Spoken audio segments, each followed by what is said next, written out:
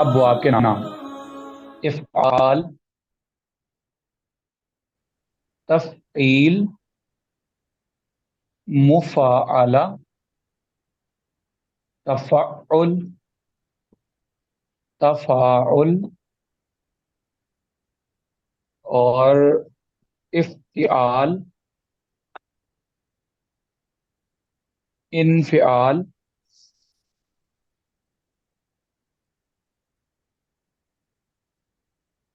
انفعال، استفعال،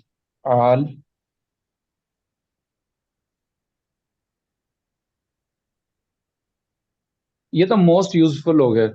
اب 10 پہ آپ کے پاس کون سا لکھا ہوا ہے؟ اچھا 10 پہ میرے پاس استفعال ہے، 9 پہ میرے پاس ہے اف اللہ،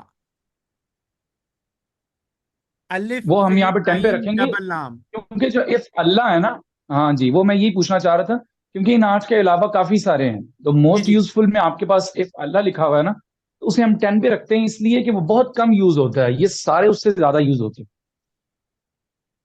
اف اللہ۔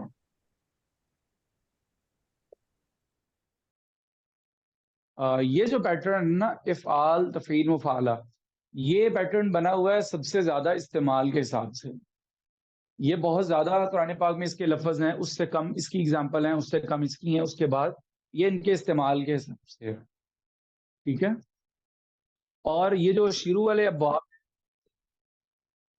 تو افعال، تفعیل، مفعلہ اور یہ جو شروع والے 3-4 ابواب ہیں، یہ بالکل جو ہے، ابھی آپ یہ دیکھیں گے تفعیل کو، مفعلہ کو، یہ دونوں ابواب تو بالکل ایسے لگتا ہے کہ ثلاثی مجرد کے ابواب ہیں، کیونکہ یہ ان کے ساتھ اتنے زیادہ میچنگ کرتے ہیں، اسی لیے ان کو شروع میں لکھا ہوا، تاکہ اگر کوئی بچہ ثلاثی مجرد سے مزید فی کی طرف آ رہا ہے تو اسے شروع والے وہ ابواب پڑھنے چاہیے جو اس کے پہلے سے جو چیزیں اس نے پڑھی ہوئی ہے اس سے میچ کرتے ہیں، تاکہ وہ ایزیلی سمجھ لے۔ بعد والے جو باب ہیں ان کے اندر کچھ ڈفرینٹ بھی ان کے قواعد آئیں گے پڑھنے کے، جیسے باب افتعال کے اپنے کچھ خاص طریقے ہوتے ہیں پڑھنے کے، یا استفعال کے، ٹھیک ہے۔ اب آپ کیا کہتے ہیں کہ اس کے بعد جو آگے ہے سارا، وہاں پہ ہم ماضی، مضارع، امر، نہیں، یہ ہاں پیٹرن لکھ، ہاں جی، یہاں پہ اس کے بعد جو ہے کہ یہاں پہ ظرف کی جگہ پہ نا، میرے خیال سے آپ یہ جو 2 باکس بچ گئے ہیں نا، جی جی یہاں پہ وہ ایڈ کر لیں، مضارع منصوب اور مضارع مجزوم، اس لیے کہ جو ظرف ہے یہ جی ہم جی ساری گردانیں پڑھنے کے بعد آخر پہ پڑھیں گے، اس لیے کہ ظرف کی پوری گردان نہیں ہوتی کوئی بھی، ظرف مکان زمان کی کوئی اپنی گردان نہیں ہوتی، یہ 2-4 لفظ ہوتے ہیں بس۔ صحیح صحیح اور اس کی بحث جو ہے وہ ساری فعل کی بحث جب ختم ہو جائے گی نا، تو اس کو الگ سے پڑھتے ہیں کسی اور بحث کے تحت میں، جہاں پہ ہم منصوبات، مجرورات کا خلاصہ پڑھتے ہیں، اس کا جو نقشہ بنتا ہے نا، اس کے اندر پھر ظرف اور اسم اعلیٰ اور یہ 2-3 چیزیں آتی ہیں، ان کے 2-2 3-3 الفاظ ہوتے ہیں، ٹھیک ہے۔ صحیح۔ لیکن یہ 2 جگہ جو ہمارے پاس خالی ہیں، تو یہاں پہ ہم مجزوم اور منصوب، یہ 2 مضارع ایڈ کر لیں۔ جی بالکل ویسے بہترین۔ ویسے ویسے تو ہمارے پاس نہیں بھی رہتی ہے، تو وہ نہیں بھی یہاں پہ آ جائے گی مجزوم میں۔ ہاں جی بالکل۔ تو مضارع، میں اس کو لکھتا ہوں مضارع خفیف اور مضارع اخف کی طرح۔ یہ تو ابھی 1-2 چیزیں رہتی ہیں، ابھی ہم نے اس اب باب کے اندر جو ہے یہ دیکھنا ہے کہ باب کا ترجمہ اور اس کی خصوصیات، وہ سب چیزیں الگ سے آئیں گی نا انشاءاللہ۔ وہی میں کہہ رہا ابھی اس لاسٹ میں ورڈ میں آپ نے کیا لکھا ہے؟ سوری میں بات کر رہا ہوں، اس میں معموز ہے، مفعول، مفعول، وہ عین پہلے اور فا بعد میں آ گیا، مفعول۔ جس طرح فائل ہوا ہے مارنے والا، مفعول ہو گیا مار کھانے والا۔ ہاں، مضارع خفیف اور آخر پہ مضارع اخف۔ مضارع اخف کا مطلب اس کا نام ہے منصوب، جس مضارع کے آخر میں زبر آتا ہے، اور یہ ہے مجزوم جس کے آخر میں جزم آتی ہے اور اس کے آخر میں زبر آتی ہے، ٹھیک ہے۔ یہ ویک لیٹرز کے قواعد ہے نا؟ نہیں، یہ ویک لیٹرز کے نہیں ہیں، یہ جن کے شروع میں حروف ناصبہ اور حروف جازمہ لگتے ہیں، لن صحیح یضربا، لم یضرب۔ صحیح صحیح۔ ایک مضارع کو خفیف کر دیتا ہے، اس کی آخر سے پیش کو زبر، اور جو دوسرا ہے وہ آخر سے بالکل حرکت کو ہٹا دیتا ہے. صحیح. اب ثلاثی مجرد کی اگزامپل اور ماضی یہ باب افعال کی تو میں پیٹرن بنا کر دے دیتا ہوں.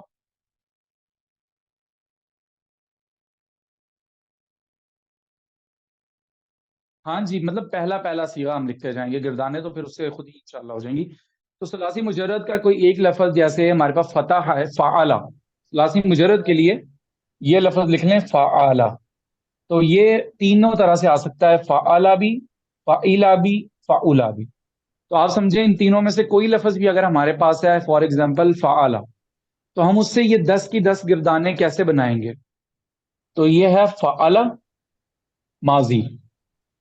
جب ہم اس سے مضارع بنائیں گے تو پہلے فعلا ہی لکھیں گے. آپ نے یہ سمجھنا ہے کہ یہ ہم نے اگلے مضارع نہیں ہے، سارے جو مجہول ہیں، ہے کالم. ٹھیک ہے، پھر بھی اس میں اسی طرح ہی ہم لکھیں گے، کوئی مسئلہ نہیں. یہ مجہول ہے تو اس کو تو ہم مطلب یہ یاد رکھیں گے جتنی آگے ساری گردانیں اسے ہم نے ماضی کے پہلے صیغے کو ہی یوز کرتے جانا. تو فا عین لام ویسے ہی ہوگا. حرکات میں ہم جو ماضی مجہول کا مجرد میں طریقہ تھا وہی مزید فی میں تھا. میں نے آپ کو بتایا کہ ماضی کے آخر میں اگر زبر ہے تو وہ تو زبر ہی رہے گی. تو ہم نے دو کام کرنے ہیں، آخر سے ماقبل کو زیر، باقی جتنے حرف ہیں سب کو پیش. یہ دو طریقے ہیں، آخر سے ماقبل کو زیر، باقی جتنے بھی ہیں 1 2 3 چاہے مجرد ہے یا مزید فی، اس کو پیش لگاتے جائیں. تو یہ انہی دو قواعد کے تحت فعلا سے فعیلا ہو گیا. ٹھیک ہے، فعلا سے فعیلا. تو ماضی مجہول ہو گئی، آخر سے ماقبل کو زیر دے دی اور باقی کو پیش دے دی. آخری چونکہ حرف پہ علامت ہے تو وہ چینج نہیں ہو سکتی. مضارع کے اندر بھی پہلے فا عین لام لکھنے میں آئے گا. پھر کیا کیا چیز چینج ہوتی جائے گی وہ آپ دیکھیں. سب سے پہلے علامت مضارع لگے گی، یا باقی سیکنڈ پرسن میں تا آ جائے گی، واحد میں الف آ جائے گی اور جمع میں نون آ جائے گی. لیکن علامت مضارع شروع میں ایڈ کریں گے، ایسی علامت مضارع جس کے اوپر زبر ہونی چاہیے، کیونکہ مزید فی کے اندر علامت مضارع پہ رفع آتا ہے، پیش آتا ہے، اور ثلاثی مجرد میں زبر آتا ہے. جب بھی علامت مضارع کو ہم ایڈ کرتے ہیں تو پہلا فا کلمہ ساکن ہو جاتا ہے، یف، عین پہ زبر، کیونکہ ماضی سے ہم اسے بنا رہے ہیں ماضی معروف سے. اور آخری حرف پہ مضارع میں یہ ضروری ہے کہ اس کے آخر میں پیش ہونا چاہیے، جیسا کہ ماضی میں زبر ہوتی ہے. جیسے ماضی میں فعلا ہے تو مضارع میں یفعلو آخر میں پیش ہی آئے گا. اب جب اسے مضارع بنائیں گے، یہ یفعلو جو لکھا ہوا ہے یہ ڈیپینڈ کرتا ہے اوپر. یہ یفعلو بھی ہو سکتا ہے، یفعلو بھی ہو سکتا ہے، اور یفعلو بھی ہو سکتا ہے. یہ باب کے اوپر ڈیپینڈ کرتا ہے. لیکن جب ہم مجہول بنائیں گے تو سب سے پہلے تو معروف کا لفظ لکھیں گے یفعلو، آخر پہ پیش، علامت مضارع پہ زبر ہے، اور عین پہ یہ یفعلو، پہلے یفعلو ہی لکھیں گے ہم یہاں پہ. اس کے بعد چینجنگ کیا کیا ہوگی؟ نمبر 1 سب سے پہلی چینجنگ یہ ہوگی کہ علامت مضارع جو ہے، جو معروف کے اندر زبر والی ہے، مجہول کے اندر ہم اسے کیا کریں گے؟ پیش سے بدل دیں گے. مضارع معروف کی علامت یفعلو اور مجہول کی علامت یفعلو. سب سے پہلے تو ہم اس کو پیش بنائیں گے، یف. اور دوسرا کام یہ کریں گے کہ یہ جو زبر ہے، یہ زبر ایسا نہیں ہے کہ معروف کے اندر آ رہی ہے تو اسی کو ہم نے مجہول میں لکھ دیا. معروف کے اندر چاہے یفعلو ہے، چاہے یفعلو ہے، چاہے یفعلو ہے، تینوں صورتوں میں ہم نے مضارع مجہول بناتے ہوئے عین کلمہ پہ خود زبر لگانی ہے. اب آپ کو یہاں پہ یفعلو نظر آ رہا ہے، لیکن اس کے باوجود آپ نے اس کو مٹا کے زبر لگانی ہے، کہ ایسا نہیں ہے کہ یہ زبر معلوم سے آئی ہے، بلکہ معلوم میں اگر زیر اور پیش بھی ہے پھر بھی ہم مجہول بناتے ہوئے اس کی حرکت کو عین کلمہ کی جو بھی حرکت ہے اسے زبر میں کنورٹ کریں گے. دو چیزیں چینج کی ہم نے، ایک علامت مضارع کو زبر سے ضمہ دیا، پیش لگا دیا اس کے اوپر، اور دوسرا عین کلمہ کی حرکت کو زیر اور پیش اور زبر سے بدل کے زبر بنایا. جیسے ماضی میں دو کام کیے جاتے ہیں، چینج کیا جاتا ہے آخر سے ماقبل کو اور باقی حروف کو، اسی طرح مضارع میں دو چیزیں چینج کی جاتی ہیں، علامت مضارع اور عین کلمہ کی حرکت. علامت مضارع پہ ضمہ لگایا جاتا ہے اور عین کلمہ کی حرکت پہ زبر لگائی جاتی ہے. ٹھیک ہو گیا؟ یہ ثلاثی مجرد کے بارے میں بتا رہے ہیں. اس کے بعد ہم آگے امر کی طرف. امر ہم نے دیکھا تھا کہ یہ بنتا ہے صرف 7 لفظوں سے. تو یہ یف آلو لکھا ہوا ہے نا، تو ہم یہاں پہ پیٹرن لے کے آتے ہیں تف آلو. تف آلو تف آلو سے امر بنانے کے لیے ہم نے دیکھا تھا کہ دو کام سب سے پہلے کریں گے. آخر ساکن کر دیں گے کیونکہ امر کے آخر میں کوئی حرکت نہیں ہوتی. دوسرا کام ہم نے کرنا تھا علامت مضارع کو ہٹانے کا. تو علامت مضارع کو ہٹا دیا. تو یہ دو کام تو ہم نے ہر جگہ پہ کرنے ہیں. آخر سے ساکن کرنا، علامت مضارع کو ہٹا دینا. اس کے بعد ہم دیکھیں گے کہ ہمیں اب یہ علامت مضارع ہٹانے کے بعد پہلا حرف ساکن نظر آ رہا ہے یا متحرک نظر آ رہا ہے، حرکت والا. اگر تو اس کے اوپر حرکت ہے، زبر زیر پیش وغیرہ، تو پھر تو ہمارا امر کا صیغہ تیار ہے. ہمیں اسی کو ہی کیا کرنا ہے، امر کے طور پہ استعمال کرنا ہے حکم دینے کے لیے. لیکن اگر ساکن نظر آ رہا ہے تو اس کے شروع میں ایک الف لگائیں گے. الف. اب اس الف کی حرکت ہم نے ڈیسائیڈ کرنی ہے کہ کون سی کرے گا. عین کلمہ کی حرکت. اگر عین کے اوپر پیش نظر آ رہا ہے تو الف کے اوپر بھی پیش لگا دیں گے. اگر عین کے اوپر پیش نظر نہیں آ رہا تو پھر زبر ہے یا زیر ہے، دونوں صورتوں میں حمزہ کے نیچے زیر لگائیں گے. سمجھ آ گئی؟ اگر یہاں پہ تفعلو ہوتا تو ہم اس سے امر افعل بناتے. افعل جیسا کہ ناصارا ینصرو ہے، اس سے جب ہم امر بنائیں گے تو انصر آئے گا تنصرو سے.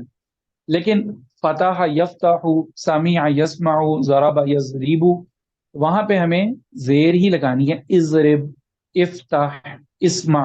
ٹھیک ہے، یہ امر بنانے کا طریقہ ہو گیا. اور نہیں بنانے کا طریقہ یہی ہے کہ اس کے شروع میں صرف لا لگا دیں گے تو لا تفعل بن جائے گا. حمزہ تو آئے گا نہیں، علامت مضارع ویسے ہی رہے گی. وہاں پہ ہم صرف آخر سے ساکن کریں گے اور شروع میں لا لگا دیں گے تو لا تفعل ہو جائے گا. اب ہم آتے ہیں اس میں فاعل اور مفعول کی طرف. ثلاثی مجرد کے اندر فاعل اور مفعول وہی ہوتے ہیں جو ان کا نام ہے.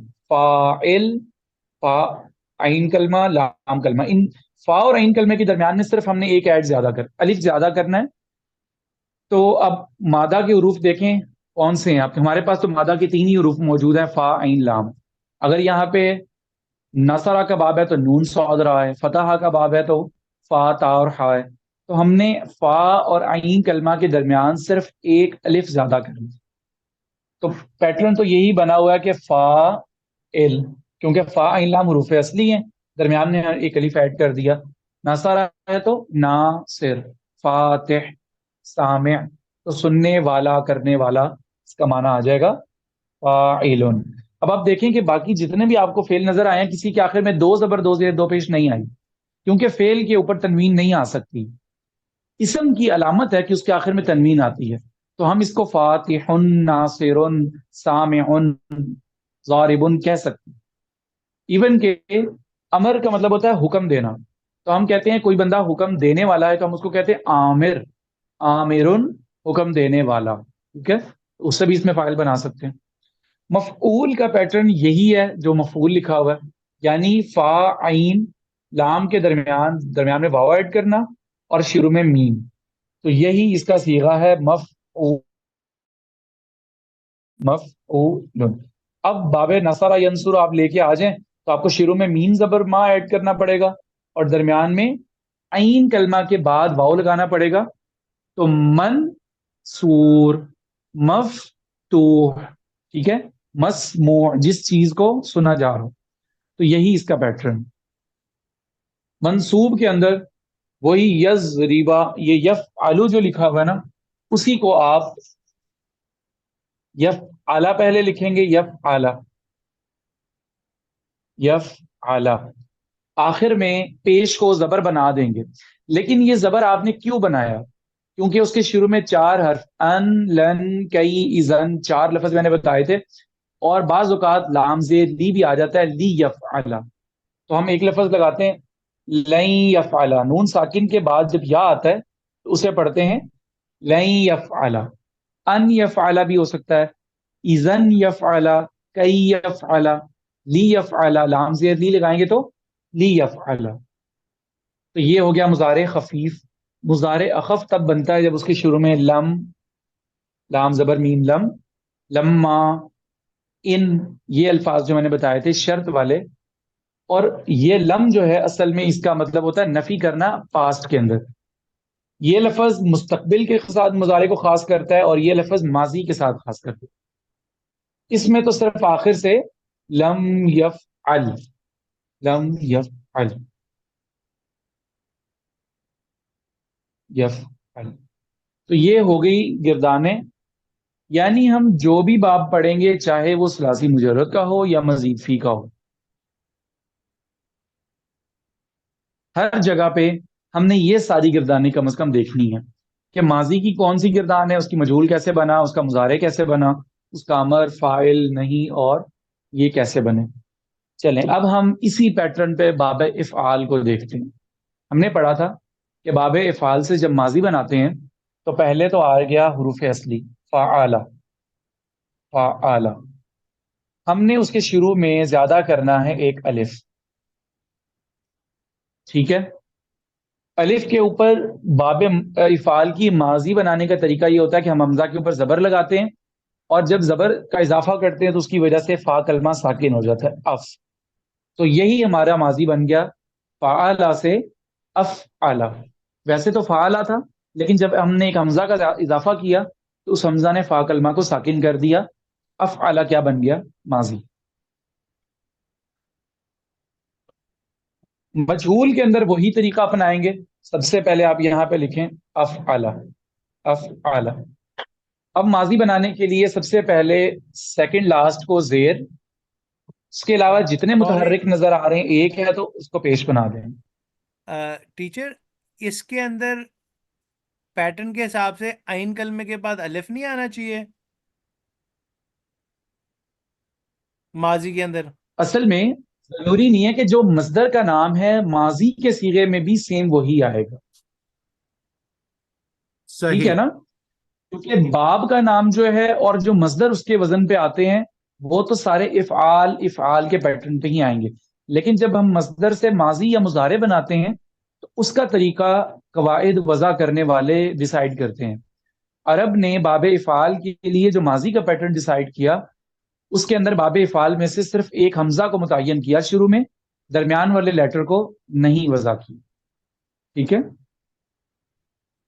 کسی مصدر سے جب ماضی اور مضارع کے لفظ استعمال ہوتے ہیں تو یہ ڈیپینڈ کرتا ہے اہل زبان کے اوپر کہ کسی زبان کو بولنے والے کسی روٹ ورڈ سے اپنے ماضی اور مضارع کو کیسے یوز کرتے ہیں. تو عرب جب باب افعال سے ماضی بناتے ہیں تو وہ صرف حمزہ کو ایڈ کرتے ہیں، دوسرے والے حرف زائد کو ماضی کے صیغے میں نہیں لے کے آتے، ٹھیک ہے. جی. تو یہ افعلا ماضی کا صیغہ بن گیا. اور اسی قاعدے کے اوپر ہم نے ماضی مجہول بنائی تھی کہ سیکنڈ لاسٹ پہ زیر اور باقی متحرک حرف جتنے بھی ہیں حرکت والے ان کے اوپر پیش لگا دیا تو افعلا سے افعلا مجہول ہو گیا. اب مضارع میں آ جائیں. مضارع میں افعلا سے میں نے بتایا تھا پہلے تو ہم افعلا ہی لکھیں گے، اس کے شروع میں جب علامت مضارع لے کے آئیں گے تو ثلاثی مزید فی کے ابواب کے اندر علامت مضارع ضمہ پیش والی ہوگی تو یہ بن جائے گا یو اف آلو. پہلے افعلا تھا، زبر کے ساتھ ہی لکھ لیتے ہیں یو افعلا، افعلا سے یو افعلا. یہاں پہ ہم نے اب یہ کرنا ہے کہ چونکہ ماضی کی زبر علامت ہوتی ہے تو مضارع کے اندر اس علامت کو پیش سے بدلنا ہے تاکہ وہ مضارع کا صیغہ بن جائے.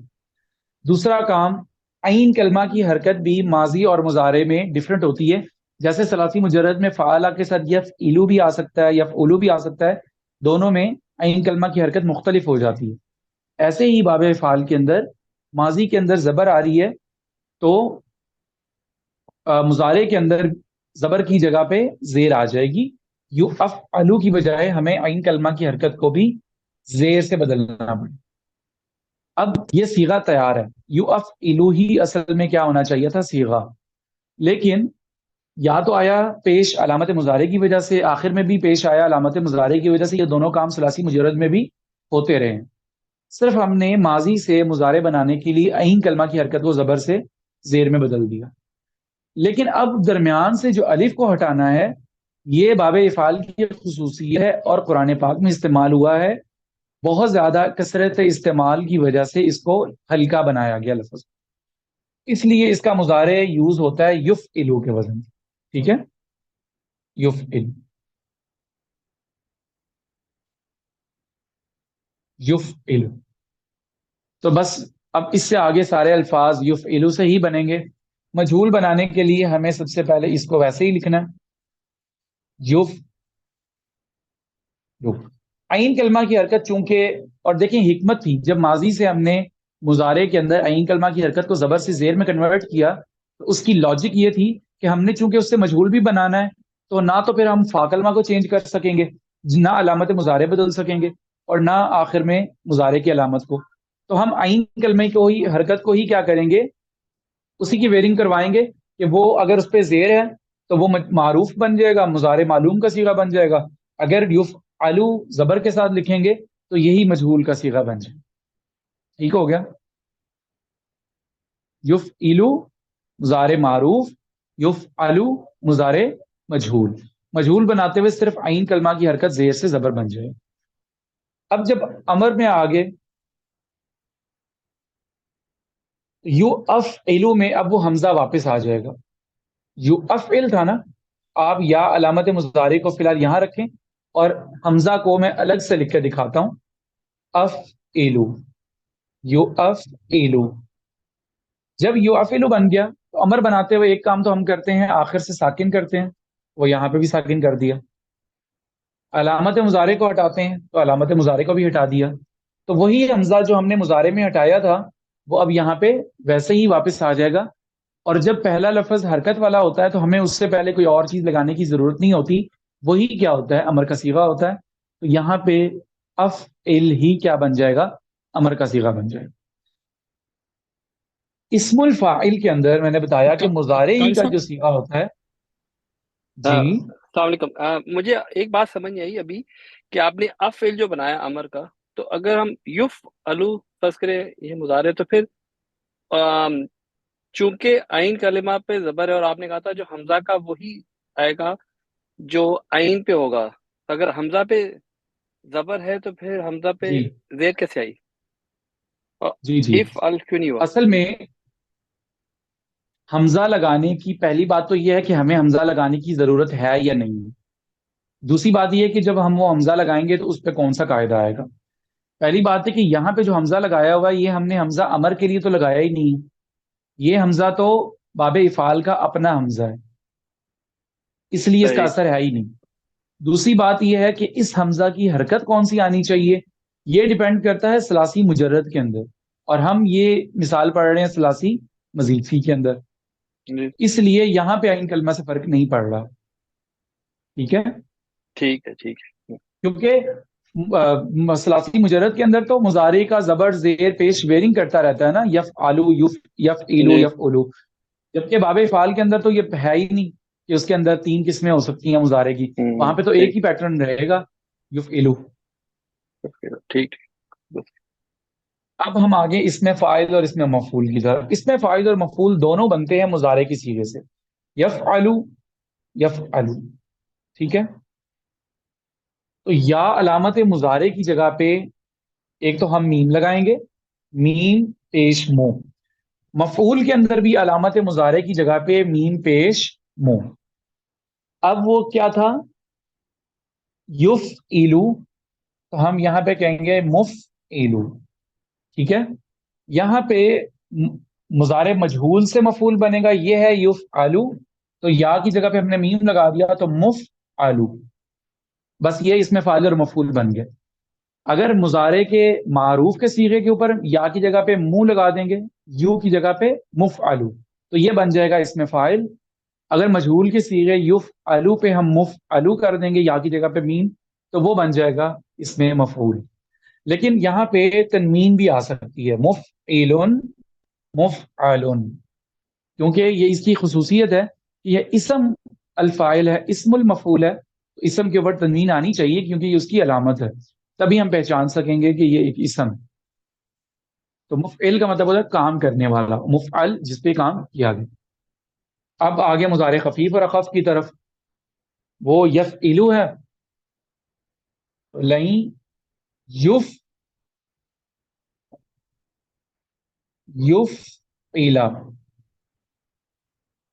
مضارع کا ہی صیغہ ویسے کا ویسے ہی رہے گا، بس آخر پہ زبر آ جائے گی، لن یفعلا، اور یہاں پہ ہو جائے گا لم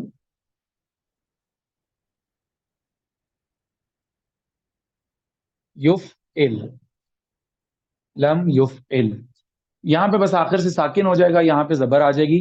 یہ مضارع خفیف اور مضارع اخف. صحیح ہو گیا باب افعال. جی انشاءاللہ. اب اس کا ترجمہ بھی کر دیں اردو کے اندر. اچھا، ہم نے خصوصیت باب افعال کی پڑھی تھی، وہاں سے ہم ترجمہ کریں گے. باب افعال کی خصوصیت بھی ہے یہاں پہ نا، ابواب کے نام کے ساتھ یہاں پہ ایک چھوٹا سا حصہ ہم چھوڑ دیں گے جس کے اندر ان کی ایک ایک خصوصیت، ویسے تو ان کی کافی ساری خصوصیات ہیں ماشاءاللہ سے، 15 16 خصوصیات جو ہے لکھی ہوئی ہیں. خاصیات ابواب کے اوپر تو ایک پوری الگ سے کتاب پڑھائی جاتی ہے صرف کے اندر، اور پورا جو ہے نا 40 نمبر کا سوال اس کا وفاق المدارس میں سوال کیا جاتا ہے. تو پورا جتنی صرف پڑھی ہوتی ہے 2 3 ماہ اس کی خاصیات پڑھنے میں لگ جاتے ہیں کہ باب افعال کی 16 خاصیات اور باب تفعیل کی 15 خاصیات. تو ایک باب تو اس میں ایسے آتا ہے اس کی 24 خصوصیات ہیں، لیکن ہم نا ایک ایک خصوصیات پڑھیں گے جو اصل مین وجہ بنتی ہے کسی لفظ کو یوز کرنے کی. تو باب افعال کی ہم نے خصوصیت پڑھی تھی کہ جہاں پہ ثلاثی مجرد کا کوئی صیغہ ایسا ہوگا کہ وہ صرف فاعل پہ ڈیپینڈ کرے گا، لیکن ہم چاہتے ہیں کہ اس کا مفعول ہونا چاہیے، اسے مفعول کی فارم میں یوز کرنا چاہیے، اس میں تھوڑی وسعت پیدا ہونی چاہیے، تیسرا بندہ اس میں ایڈ ہو جائے. تو ہم اسی صیغے کو، اسی مادے کو فعل یفعلو، فعل یفعلو کی بجائے افعال کے وزن پہ لے کے آ جائیں گے، یعنی اس کے 3 حرف کے اندر شروع پہ حمزہ اور درمیان میں ایک الف ایڈ کر دیں گے، تو خود بخود اس کے اندر کیا پیدا ہو جائے گی؟ خصوصیت پیدا ہو جائے گی. کیسے؟ اب آپ یہ دیکھیے گا کہ فعل یفعلو میں میرے پاس ایک مادہ موجود تھا نون زا لام. یہ ویسے آپ ایگزامپل کے طور پہ سمجھیے گا، نون زا لام، یہ ہمارے پاس ایک مادہ موجود ہے نون زا لام جس کا معنی ہوتا ہے اترنا. ٹھیک ہے، اترنا. ہم اس کے اگر نزلہ ینزلو سے دیکھتے ہیں، ڈکشنری میں لکھا ہوا ہے کہ یہ باب ضربہ سے یوز ہوتا ہے ثلاثی مجرد میں، تو ہمیں فوراً سے سمجھ آ جائے گا اس کے ماضی کیسے بنانی ہے. ضربہ تو نازلہ، یفعلو ہے، ضربہ یضربو ہے تو نازلہ ینزلو. جب اترنا اس کا معنی ہے تو اب جب ہم اس کی گردان کریں گے نزلہ، تو ہم کیا ترجمہ کریں گے؟ نزلہ وہ آدمی اترا، نزلہ وہ دونوں اترے، نزلو وہ سب اترے. ینزلو وہ آدمی اترتا ہے یا اترے گا، ینزلون وہ سب اترتے ہیں یا اتریں گے. ہم چاہتے ہیں کہ ایسا نہیں ترجمہ ہونا چاہیے کہ کوئی آدمی اترا، اب دیکھیں ایک فعل تھا اترنا اور ایک آدمی اتر گیا تو وہ فاعل تھا، اس نے کام کر دیا. ہم اس کا ترجمہ اردو میں لے کے جانا چاہتے ہیں اترنے سے اتارنا. ٹھیک ہے، اب آپ دیکھیں کہ یہ جو لفظ ہے نا اتارنا، یہ ایک ایسا مصدر ہے جس کے اندر وسعت ہے. اس میں 3 چیزیں ہمیں ایڈ کرنے کی ضرورت ہے: اترنا ایک فعل، اتارنے والا، اور جس کو اتارا جا رہا ہے. تو اتارنا، جب اتارنے کا مصدر یوز ہوگا تو اس کا مطلب ہے کوئی مفعول بھی ہوگا جس کو اتارا جا رہا ہے. ٹھیک ہے، تو اب ہماری مجبوری ہے کہ اتارنے کے مصدر کو ہم ثلاثی مزید مجرد کے اندر استعمال نہیں کر سکتے، کیونکہ وہاں پہ تو اس کا پیٹرن کیا ہے؟ نزلہ ینزل ضربہ یضرب. اب ہم یہ کرتے ہیں کہ اتارنے کے لفظ کو اگر ہم اس کے اندر وسعت لے کے آنا چاہتے ہیں، مفعول کا معنی پیدا کرنا چاہتے ہیں، تو ہمیں نون زا لام ہی کے مادے کو استعمال کرنا ہے، لیکن افعال کے وزن پہ استعمال کرنا ہے. کیسے ہم کریں گے؟ مادہ تو ہمیں پہلے ہی موجود ہے نون زا لام ہمارے پاس، تو ہم اس طرح کریں گے کہ نون زا لام سے پہلے ایک الف لے کے آئیں گے، پھر نون لکھیں گے، پھر زا لکھیں گے، اس کے بعد ایک الف کا اضافہ کریں گے جیسے یہ لکھا ہوا ہے، اور پھر آخر میں لام لکھیں گے. تو اصل میں مادہ تو ہمارے پاس وہی نزلہ رہا. دیکھیں اگر شروع اور درمیان والا لام نہ ہوتا تو نزلہ ہی بچا تھا ہمارے پاس پہلے، جو ہم پہلے ہی استعمال کرتے رہے ثلاثی مجرد کے اندر. لیکن یہ والا معنی اس میں پیدا کرنے کے لیے ہمیں اس کی شکل وہی بنانی تھی جو باب افعال کی ہوتی ہے. اب یہ بن گیا نزلہ سے انزال. ٹھیک ہے، تو جب ہم نے نزلہ سے انزال کے وزن پہ لے کے آئے ہیں، تو اب اس کی خصوصیت یہ ہے کہ اس نے ایسے افعال بنانے ہیں ماضی مضارع کے جس کے اندر ہم کیا کر سکیں گے؟ مفعول کو بھی ایڈ کر سکیں گے. اب اگر ہم انزال کے مصدر سے یہ والی ماضی مضارع بناتے ہیں تو پھر اس کا ترجمہ کیا ہوگا؟ افعلا کے وزن پہ اب ہم بنائیں گے نزلہ سے انزلہ، انزلہ مضارع اس کا بنائیں گے ینزلو، ینزلو یفعلو کے وزن پہ، اور امر اس کا بنائیں گے انزل، انزل۔ اب آپ دیکھیے اس کا ترجمہ کیا ہوتا جا رہا ہے۔ نزلہ جب تھا اس کا ترجمہ تھا وہ شخص اترا، انزلہ جب ہم نے بنایا جس کا مطلب ہے اس ایک شخص نے اتارا، تو اب ہم فائل کا نام بھی یوز کر سکتے ہیں، انزلہ زیدن خالدن، زید نے خالد کو اتارا، ٹھیک ہے۔ اب اس کا ترجمہ اس طرح ہوگا ینزلو وہ اتارتا ہے، ینزلون وہ سب لوگ اتارتے ہیں، آگے ہم مفعول کو بھی ایڈ کر سکتے ہیں، کس کو؟ ٹھیک ہے۔ انزل جب ہم امر کرتے ہیں انزل تم اتارو، تو جس کو حکم دے رہے ہیں وہ تو فاعل ہو گیا کہ تم اتارو، کیا چیز اتارو؟ اب ہم مفعول کو بھی ایڈ کر سکتے ہیں، تو مادہ تو دونوں کا ہی کیا ہے؟ نزلہ۔ اگر ہم اسے ثلاثی مجرد میں یوز کرتے ہیں تو بھی مادہ روٹ ورڈ کیا رہے؟ نون زا لام، لیکن جب ہم باب فعال میں لے کے آئے تو بھی وہی مادہ ہے نون زا لام۔ لیکن جب تک ہم نے اس کے اندر دو حرف ایڈ نہیں کیے تھے ثلاثی مزید فی والے، اور وہ بھی باب فعال کے وزن پہ، اس وقت تک ہم اس کے اندر وسعت پیدا نہیں کر سکتے۔ تو باب افعال کی خصوصیت یہی ہے کہ اگر کوئی لفظ لازم ہے، فاعل پہ مکمل ہو رہا ہے، اور ہم اسے متعدی بنانا چاہتے ہیں، اس میں مفعول کو ایڈ کرنا چاہتے ہیں، تو کسی بھی ثلاثی مجرد کے مادہ کو پکڑ کے افعال کے وزن پہ لے آئیں، اس سے ماضی مضارع بناتے جائیں، تو آپ ایزیلی وہاں پہ کیا کر سکیں گے؟ مفعول کو بھی ایڈ کر سکیں گے، اور اس کے ترجمے میں بھی اترنے کی بجائے اتارنا، پڑھنے کی جگہ پڑھانا، نکلنے کی بجائے نکالنا، ایسے ترجمے کیے جا سکیں گے، ٹھیک ہے۔ بالکل صحیح، ماشاء اللہ آپ نے بہت اچھی ایکسپلینیشن دی۔ اب تھوڑا باب فعال کی اہمیت اجاگر ہوتی جا رہی ہے۔ ہاں جی بالکل۔ اب قرآن پاک میں دیکھیں دو جگہ پہ لفظ، ایک جگہ پہ آتا ہے وَهُمْ قَدْ خَرَجُوا، تحقیق وہ سب نکلے، قد خرجوا تحقیق وہ سب نکلے، اب وہ بنا ہے خرج یا خروجو، وہ سب لوگ وہاں سے ایک شہر سے نکلے۔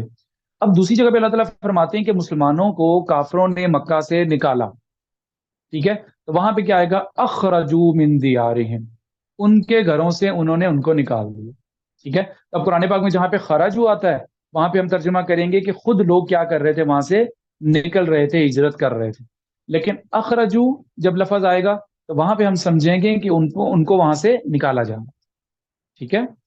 اب جب قرآن پاک میں آئے گا نازلہ، ایک چیز نازل ہوئی، قرآن پاک نازل ہوا، اب اللہ تعالیٰ اپنی طرف نسبت کرنا چاہ رہے ہیں کہ میں نے نازل کیا، تو وہاں پہ کیا آئے گا؟ انزلنا۔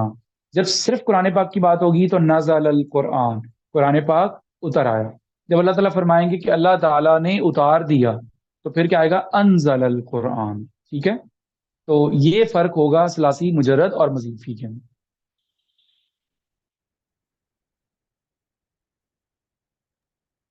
بالکل صحیح۔ تو مادہ دونوں کا ایک ہی رہے گا، اور مزید فی کے دو چار الفاظ ایڈ کرنے کی وجہ سے، ویسے تو ان سارے ابواب کے اندر ہی کچھ نہ کچھ حروف زیادہ ہوں گے، لیکن ہر ایک باب کے جو حروف ہیں، جیسے آپ دیکھیں کہ افعال کے اندر آپ کو شروع میں الف اور درمیان میں ایک الف نظر آ رہا ہے، یہ دو حرف زیادہ کرنے سے اس میں کیا خصوصیت پیدا ہوگی؟ لازم سے متعدی، فاعل سے مفعول کا معنی بھی آ سکتا ہے۔ اسی طرح آپ تفعیل میں دیکھیں کہ فا عین لام کے اندر دو حرف اور زیادہ ہیں، شروع میں تا اور درمیان میں یا، یہ دو حرف کرنے کی بھی ایک خصوصیت ہوگی، وہ ہم وہاں پہ پڑھیں گے کہ جب ہم کسی فا عین لام کے مادہ کو شروع میں تا اور درمیان میں یا کا اضافہ کرتے ہیں تو پھر اس کے اندر کیا خصوصیت پیدا ہوتی، ٹھیک ہے۔ انشاءاللہ باب تفعیل کے اندر جو ہم پڑھیں گے وہ مزید دلچسپ خصوصیت ہے، وہ بھی انشاءاللہ ان میں سے ہر ایک باب کے اندر ایک ایک خصوصیت جو اصل ان کی وجہ بنتی ہے استعمال کرنے کی، وہ انشاءاللہ ہم یہاں پہ پڑھیں گے انشاءاللہ۔ قاری صاحب ایک سوال تھا کہ جب میں اس دن دیکھ رہا تھا کہ آپ نے جب فعل امر پڑھایا تھا، ٹھیک ہے، تو اس میں آپ نے جی کہا تھا کہ یہ حاضر کے ہوں گے صیغے میں، ٹھیک ہے، جی غائب میں افامہ نہیں ہوگا، لیکن جو لہی ہے نہیں امر ہے، یعنی کہ لام امر والا جو کہ نہیں والا، اس کے جی اندر بنانے کا جو فارمولا ہے وہ وہی ہے جو آپ کا سب سے لاسٹ کالم ہے، یہ ہاں لام جی بالکل مجزوم والا۔ اخف، بالکل مضارع اخف جو ہے نا وہ وہی ہے. ایک تو ہم مضارع کے آخر کو ساکن کر دیں گے اور شروع میں لم کی جگہ پہ ہم لا کو ایڈ کر دیں تو لا تفعل وہ نہیں بن جائے گا. لیکن جو نہیں امر ہے وہ اس میں امر سارے آئیں بنانے گے. کے لیے ہاں جی بل نہیں کے اندر تو سارے ہی آئیں گے سارے اور آئیں امر بنانے کے لیے ہم اس کے شروع میں لام زیر لی لگا دیں گے. لی یفعل، گے. جی لی لیفعل. یفعلا، لی یفعلی. ٹھیک ٹھیک. اور جب ہم اس کا ترجمہ کریں گے نا تو ترجمہ بھی ایسے نہیں کریں گے کہ وہ یہ کام کریں. وہاں پہ ہماری طلب پائی جائے گی. ہم اس کا ترجمہ ایسے کریں گے کہ اس ایک مرد کو ایسا کرنا چاہیے، ان دونوں کو ایسا کرنا چاہیے. ہاں تو یہ ترجمہ کریں گے. اور اس میں اگر طلب کا معنی پیدا. ٹھیک ٹھیک. اور اس کا مطلب ہے حاضر میں 8 ہوں گے سیکھے کہ جی متکلم کا اور حاضر کے اندر نہیں، متکلم اور غائب یہ دونوں جو ہے نا یہ جی اس کے اندر آ جائیں گے. لی یفعل، لی افعل لنفعل کہ مجھے ایسا کرنا چاہیے، ہمیں ایسا کرنا چاہیے. وہ مشورے کے اندر آ جائے گا اور طلب کے اندر آ جائے گا. لیکن جو ہم کہتے ہیں تم یہ کام کرو تو یہ صرف 6 صیغے ہوں گے جو ہم سیکنڈ پرسن. اب نہ جی حکم اپنے آپ کو دے سکتے ہیں، نہ ٹھیک. حکم کسی تیسرے بندے کے لیے جاری کر سکتے ہیں. اس کے لیے مشورہ، طلب اور اپنی چاہت بیان کریں گے لیکن سامنے والے کو حکم دیں گے، مخاطب. اور اس میں سے جزاک قد اللہ. میں کون سا کالم یوز ہوتا ہے قد کے ساتھ؟ وہ ماضی ہی ہے، ماضی اصل میں صحیح. ماضی ہی ہے. اس کے لیے ہمیں وہی ضرورت ہے جیسے میں نے صرف ان کا علامت بتا دی نا کہ مضارع خفیف اور اخف. تو ان کے شروع میں ایک کی بجائے 4-5 حرف لکھے ہوئے، ایزن، کئی، لام زیر لی. اسی طرح مضارع مجزوم کے اندر بھی کافی سارے الفاظ ہیں، لم، لما، ان، از، جو بھی لفظ ہیں. ٹھیک ہے. تو اسی طرح آپ ماضی ہی، بس آپ نے ماضی یاد رکھ لیا تو آپ یہ یاد رکھیں کہ اس کے ساتھ ہم کون کون سے حرف ایڈ کر سکتے ہیں. قد ایڈ کر سکتے ہیں، کانا ایڈ کر سکتے ہیں، یکونو ایڈ کر سکتے ہیں. اور پھر یہ کیا بنتا جائے گا، ماضی تاکیدی بنتی جائے گی، استمراری بنتی جائے گی اور ماضی منفی بن جائے گی، ما ضرب، ما فعل. ٹھیک ہے. جی جزاک اللہ. جزاک اللہ. السلام علیکم ورحمۃ اللہ وبرکاتہ. وعلیکم السلام. وعلیکم السلام.